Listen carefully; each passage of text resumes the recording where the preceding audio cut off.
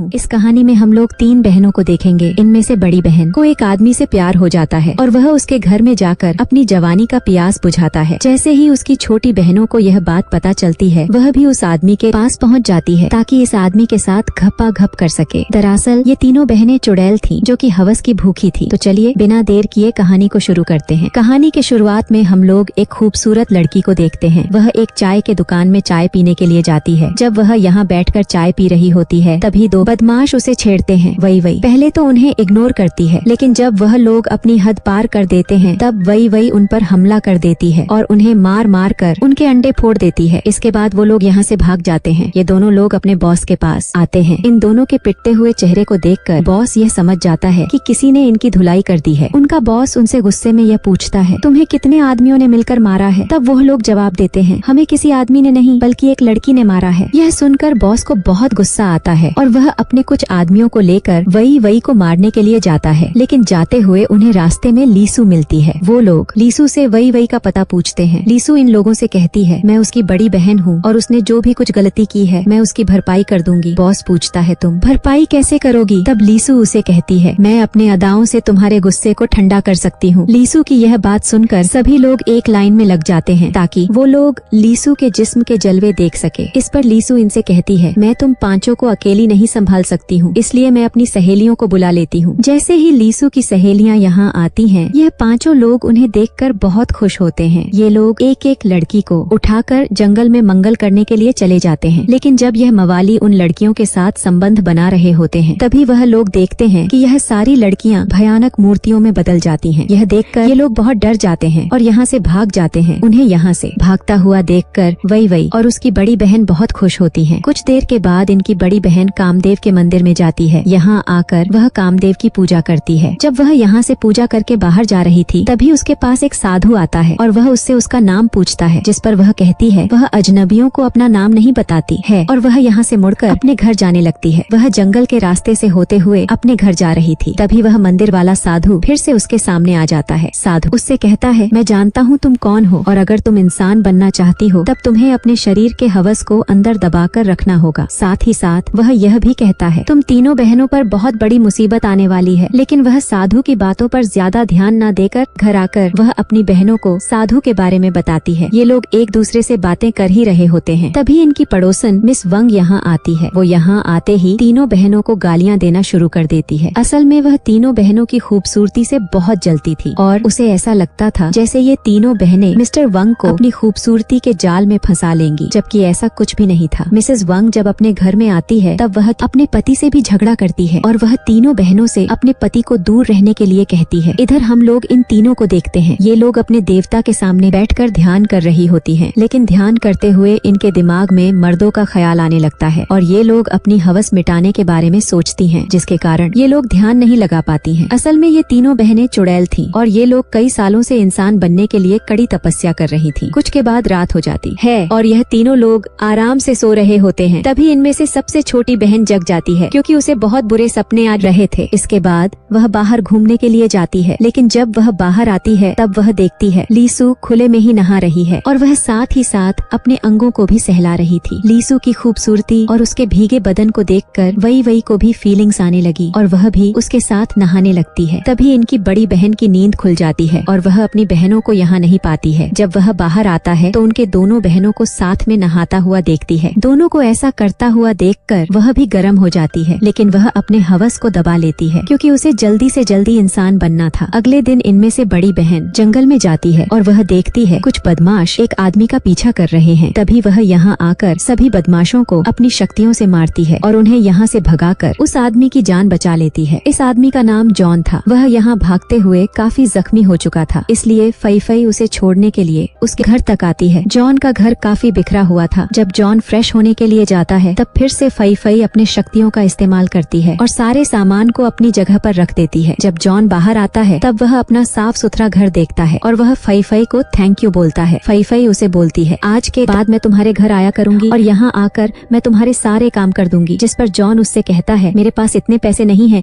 कि मैं तुम्हें काम पर रखा सकूं। उसकी बात सुनकर फई उससे कहती है, मुझे पैसों की कोई भी जरूरत नहीं है, मैं तो बस तुम्हारी मदद करना चाहती हूँ। फई अब जॉन को पसंद करती थी, इसलिए वह उसके सारे काम करना चाहती थी। इधर हम लोग वई और लीसू को देखते हैं, जो कि अपनी बड़ी बहन का वेट कर रही थी, क्योंकि वह सुबह से घर नहीं लौटी थी। कुछ देर के बाद फई घर में वापस आती है, लेकिन वह यहाँ अपनी बहनों को जॉन के बारे में कुछ भी नहीं बताती है। इसके बाद वह एक दिन अच्छे से तैयार होकर जॉन से मिलने के लिए जाती है। सबसे छोटी बहन को उस पर शक होता है, इसलिए वह उसका पीछा करने लगती है। तभी वह नहीं देखती है उसकी बड़ी बहन एक झोपड़ी के अंदर जाती है। कुछ देर के बाद जब वह जॉन के घर से निकलती है, तब वही जॉन के घर में जाती है, ताकि वह यह बात जॉन को कह सके कि उसकी बड़ी बहन यहाँ क्यों आती है। जॉन यहाँ बाथरूम में नहा रहा होता है। वही उसे अचानक देख लेती है और उसे देखकर बहुत घबरा जाती है। जब जॉन की नजर उस पर पड़ती है, तब वह उसे भला बुरा कहकर अपने घर से भगा देता है। जिसके बाद वही रोते हुए अपने घर में आती है। उसे रोता हुआ देखकर लीसू उससे कारण पूछती है। इसके बाद वही लीसू को जॉन के बारे में सब कुछ बताती है। उसकी पूरी बात को सुनकर लीसू को बहुत गुस्सा आता है और वह अपनी तलवार निकालकर जॉन को मारने के लिए निकल जाती है। वह जॉन के घर पहुंचकर उस पर हमला कर देती है। वह उसे मारने की कोशिश करती है, जिससे बचने के लिए जॉन उस पर पानी फेंकता है और उसके बदन को गीला कर देता है। जैसे ही जॉन लीसू के भीगे हुए कपड़ों को देखता है, उसकी हवस जाग जाती है। वहीं इधर लीसू कब से यह सब चाह रही थी। इसके बाद यह दोनों करीब आते हैं और एक दूसरे को खूब प्यार करते हैं। घपाघप करने के बाद लीसू जब घर का आता है, तब वही उसे जॉन के बारे में पूछती है। वही कहती है, जॉन को मारकर अधमरा कर दिया था और उससे कहा था दोबारा तुम ऐसा मत करना। यह सुनकर वही को बहुत बुरा लगता है और वह जॉन की इस हालत के लिए खुद को जिम्मेदार मानती है। इसके बाद वह जॉन के घर में आती है ताकि उससे माफी मांग सके। वह जॉन के शरीर पर जख्म देखती है और उन्हें देखकर बहुत उदास होती है, लेकिन यह सब तो लीसू का प्यार का निशान था। जॉन भी यहाँ वही को कुछ भी नहीं बताता है। को यहाँ बहुत बुरा लग रहा था, इसलिए वह अपनी गलती का भरपाई करने के लिए जॉन को अपना शरीर सौंप देती है। वही की खूबसूरती को देखकर जॉन का हवस फिर से जाग जाता है और वह उसके साथ भी भयंकर घपाघाप करता है। और वही के जाने के बाद फई यहाँ आती है। वह जब बिस्तर को ठीक करने लगती है, तब यहाँ उसे एक हेयर पिन मिलता है। फई के पूछने पर जॉन उससे कहता है, मैं यह तुम्हारे लिए लेकर आया हूँ। और वह कहती है, तुम मुझसे झूठ बोल रहे हो, क्योंकि यह तो मेरी बहन का है। तब जॉन उसे सारी सच्चाई बताता है और वह उससे माफी मांगता है। तब फई कहती है, मैं तुम्हें एक शर्त पर माफ कर सकती हूँ। तुम्हें मेरे साथ भी वैसा ही घपाघप करना होगा जैसा मेरे बहनों के साथ किया। ये कहते हुए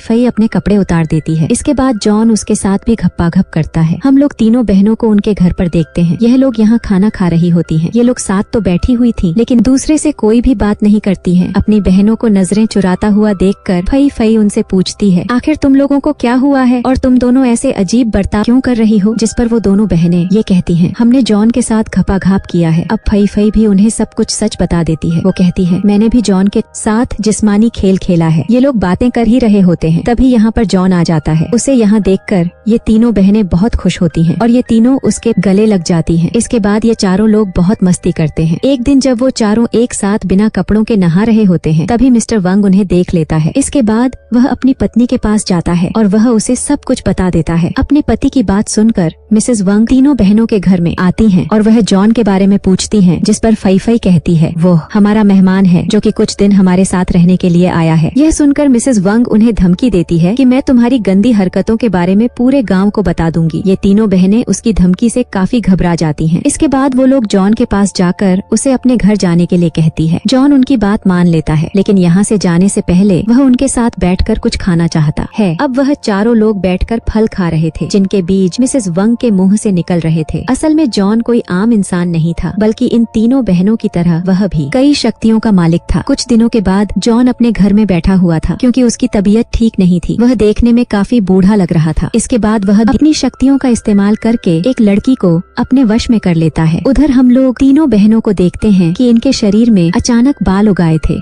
फई को लगता है जैसे यह सब जॉन के साथ सोने की वजह से हो रहा है। ये तीनों बहनें बहुत घबरा रही थीं, क्योंकि वो लोग ऐसे में इंसान नहीं बन सकते थे। कुछ देर के बाद तीनों बहनें जॉन से बात करने के लिए उसके घर में जाती हैं, लेकिन जॉन इस समय बाथरूम में होता है और अंदर से अजीब सी आवाजें आ रही थी। जब तीनों बहनें बाथरूम में देखती हैं, तब सामने का सीन देखकर ये तीनों बहुत डर जाती हैं और उनकी आंखें खुली की खुली रह जाती हैं, क्योंकि जॉन एक भयानक शैतान में बदल चुका था और वो उस लड़की को जिंदा खा रहा था जिसे उसने अपने बस में किया था। जॉन का भयानक रूप देखकर फई उस मंदिर वाले साधु के पास जाती है और वह उससे मदद मांगती है। साधु उससे कहता है, मैंने तो तुम्हें पहले ही कहा था कि तुम्हें अपने हवस को दबाकर रखना है, लेकिन तुम ऐसा नहीं कर पाई। जब फई उसे और भी रिक्वेस्ट करती है, तब साधु उसे जॉन से छुटकारा पाने का उपाय बताता है। इसके बाद ये तीनों बहनें घर में आकर जॉन का एक पुतला बनाकर उस पर काला जादू करती हैं। हैं। इस जादू का जॉन पर जल्दी असर होने लगता है। जॉन भी अपनी ये शक्तियों का इस्तेमाल करके यह समझ जाता है कि उसके साथ यह सब क्या हो रहा है और कौन उस पर काला जादू कर रहा है। इसके बाद वह तुरंत यहाँ पहुँच जाता है और इन तीनों बहनों से लड़ाई करता है। इसके बाद वह इन तीनों को अपने वश में कर लेता है। जैसे ही वो लोग इसके बस में आती हैं, यह तीनों अपने कपड़े उतार देती हैं। लेकिन तभी अचानक साधु यहाँ आ जाता है और वह इन तीनों बहनों को जॉन के जादू से आजाद करता है। आखिर में साधु अपने शक्तियों का इस्तेमाल करके जॉन को मार देता है। इसके बाद इन तीनों बहनों को अपने किए का पछतावा होता है। असल में जॉन एक बूढ़ा राक्षस था जो कि लड़कियों के साथ संबंध बनाकर